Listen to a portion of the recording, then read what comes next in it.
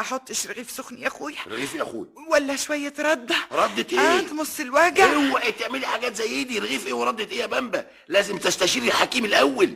والراجل يا اختي ما كدبش خبر، هنكر الحق.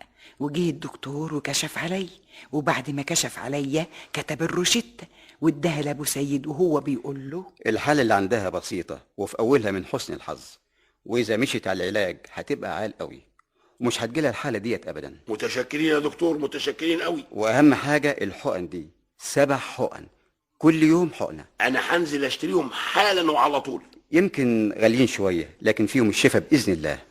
ونزل ابو سيد جاب الحقن. خدت اول حقنه الوجع قل، خدت تاني حقنه تقوليش يا اختي هو سحر، لقيت جنبي خف، قلت الحمد لله. لكن يا اختي ما فاتش يومين 3 ولقيتني صاحيه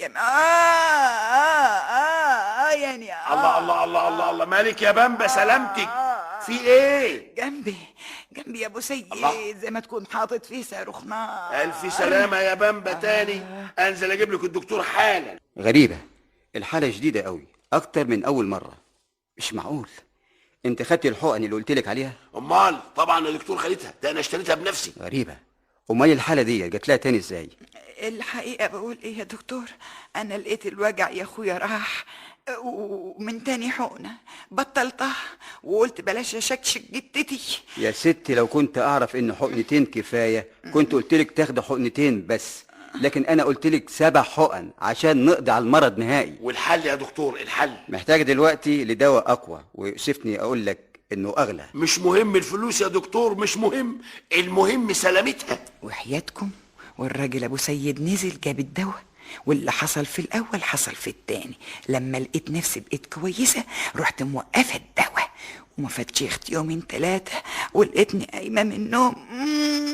الله الله الله، مالك يا بامبا؟ سلامتك، في ايه؟ الله. جنبي يا ابو جنبك؟ سيد تقولش حاطط فيه صاروخ نار يا اخويا. الله، انت مش خدت العلاج؟ مشيت عليه يا ابو سيد يومين ولقيتني خفيت، قمت بطلته. يبقى مفيش فايده. مفيش فايده من ايه يا ابو سيد؟ ان اروح للدكتور واجيبه واديله اجرته واجيب ادويه وادفع منها الشيء الفلاني، مفيش فايده بقى في اللي بعمله ده كله. يعني بتعايرني يا ابو سيد؟ انا مش بعايرك يا بامبا، انا مستعد ابيع هدومي عشان اعالجك، لكن اذا كنت انت